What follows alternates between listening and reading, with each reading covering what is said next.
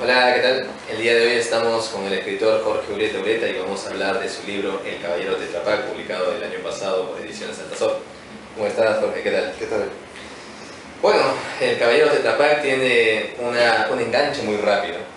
Quiero leer esta parte para que la gente que apenas coge el texto rápidamente se interesa por este texto y dice así. Gary ha preparado una lista que tiene el propósito de llevar a cabo. Número 1, quemar un edificio. 2, donar todo a un vagabundo. 3, lanzarse por la ventana de un bus. 4, robar una tienda. 5, pegarle a un desconocido. 6, violar a la cajera de un supermercado. 7, defecar en un lugar público. 8, caminar encima de varios autos en un embotellamiento. 9, matar a Eduardo Wong. Y 10, arrojarse desde la Costa Verde. ¿Podrá cumplir cada ítem de su decálogo personal? Jorge, ¿cómo se te ocurrió y cómo nació el Caballero Tetra Pak? Bueno, es una larga historia. Primero, el Caballero Tetra Pak pertenecía a un conjunto de relatos llamado El Rey de los Extraños, que era un conjunto de relatos que había venido haciendo desde que tenía 16 años. Algunos eran pésimos, otros eran más o menos, pero como todo escritor joven cree que es un gran escritor, comenzó a mandar mi manuscrito a diferentes editoriales. Llego al Altazor, Pepe agarra y me dice: tu manuscrito es tremendo, es muy grande como para que sea un negocio viable para ti. Altazor hace una coedición, ¿no? El autor paga la mitad y la editorial paga la otra mitad. Y me dijo: podemos agarrar tu mejor relato y hacer una novela. Así que estuve viendo cuál de esos era más largo, era más propioso a convertirse en una novela, y me di cuenta que era efectivamente el Caballero Tetra Pak el que podía... Quiere decir que esto era un cuento para ti. Era un cuento. Sí, de hecho en ese manuscrito tenía otros relatos que eran un poco más grandes. Estamos hablando aquí de un libro de 94 páginas. Claro, una novela como Una novela, claro. se le conoce oficialmente. ¿Y de cuántas páginas constaba el texto original? Cientos y pico de muertes. Era enorme y la versión esta me iba a servir bastante bien. Así que preferí lanzarme por eso. Lo trabajé bastante, sí, lo edité y me lancé, ¿no?, a conseguirlo. Trabajé bastante tiempo para poder costearme el libro, sí, y al final salió presentado en la feria. El asunto es que me queda mucho camino por recorrer, sí, porque era el primer libro y era también la primera vez en la que metí este mundo de la literatura. ¿Y hay una ligazón entre esos cuentos que no han sido publicados y el Caballero Tetra Pak? Había cierta conexión. ¿Aparece Gary otra vez? No. Había cierta conexión emocional que le había dado. Me he deshecho de la mayoría de eso, sí, y he mantenido en el libro las cosas que valían la pena. ¿Es posible entonces que Jorge Ureta no sea un cuentista, sino un escritor de novela? Puede ser, no sé. Ahora, en esta lista, ¿cuál es la gesta, el inicio de esta lista y de esta aventura de Gary? Que no quiero revelar obviamente el final, pero que uno también lo entiende cuando te dice que se va a arrojar de la Costa Verde. ¿Cómo te nace esta idea de hacer una lista que afecta al lector desde el primer momento en que lo ve? El inicio de esa lista también es algo bastante peculiar. A mí me gustaba hacer mucho lo que es No es una lista tuya, ¿no? No. A mí me gustaría. De hecho, para eso. El chongo es que yo, antes de volverme escritor, me gustaba hacer mucho lo que eran juegos de rol por computadora.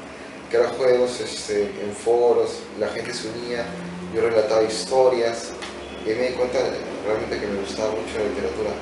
Esto vendría a ser uno de los juegos que hacía. La gente me decía qué cosas les gustaría hacer, yo se la describía y dije: ¿qué me gustaría hacer a mí? ¿Qué me gustaría hacer a mí antes de morir? Y comencé a escribirlas, rescaté las mejores y lo hice. Y de hecho, si uno lee El Caballero Tetra Pak va a encontrar exclusivas que están escritas en segunda persona, como si te estuviese relatando el juego de rol, cómo reaccionarías en esas situaciones.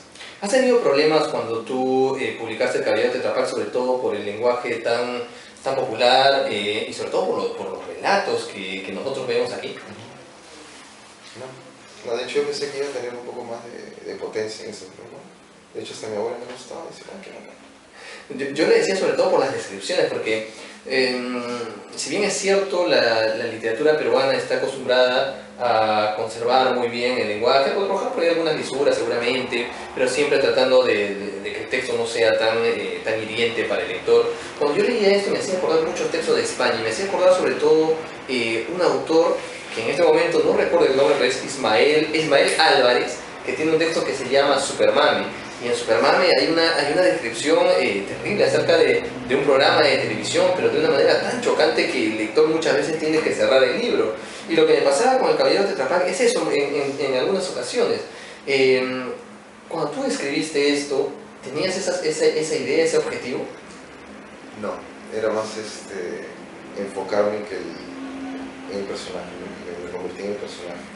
Yo, así como el personaje solamente busca terminar cada objetivo de su lista, yo propuse la lista y dije, ¿cómo haría el personaje para cumplir cada una de estas cosas?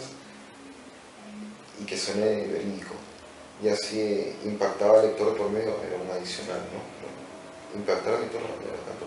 ¿Hay una influencia aquí de algún tipo de videojuego? Porque cuando también leía esto veía que es como si pasases a una fase y luego a otra y luego a otra. A mí me gusta mucho lo que son videojuegos, pero me imagino que deben haber influenciado un poco en mí al hacer esto. No lo he hecho conscientemente, sí.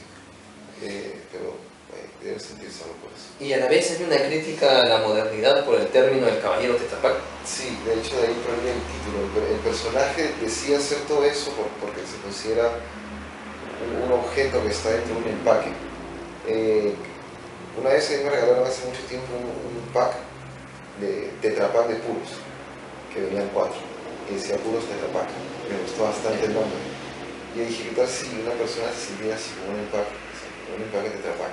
Y de ahí viene el nombre. El personaje comienza, en un momento de la novela comienza a decirse, me siento como un Tetra Pak.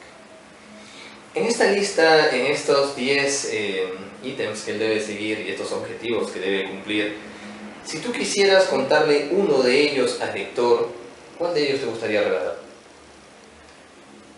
Quizás violar a la cajera, es el que creo que más dificultad me causó, no al escribirlo, sino al querer sentirlo como autor. O sea, cómo sentiría violar a una persona y cómo sería describirlo, ¿no? O sea, sin que sea machista o que sea muy fuerte. El Caballero de Tetra Pak es tu primera creación literaria. Tú como un autor joven, ¿has sentido también el menosprecio o a veces el olvido, el desinterés de los grandes críticos o de las personas que manejan la prensa literaria?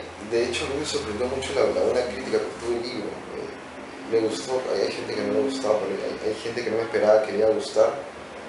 Me ha gustado. Ricardo González Gil, por ejemplo, me puso en la lista de fin de año del año pasado. Me puso entre las novelas de Factura Mineral y me casé.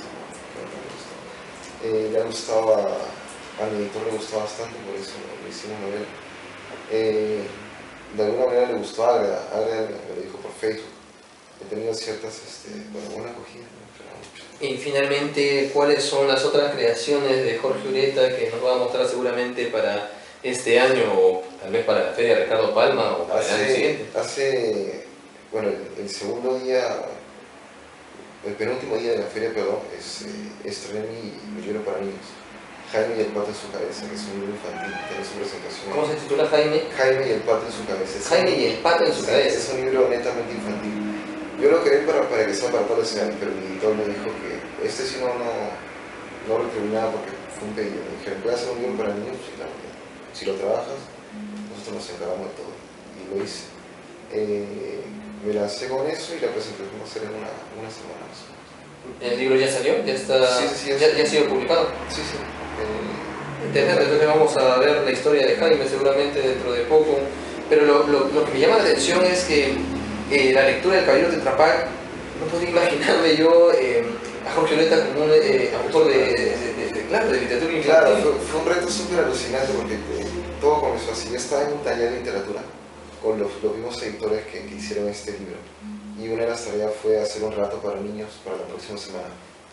Así que dije, ¿cómo podría hacer un relato para niños? A mí no me gusta mucho fallar cuando me ponen un reto, ¿no?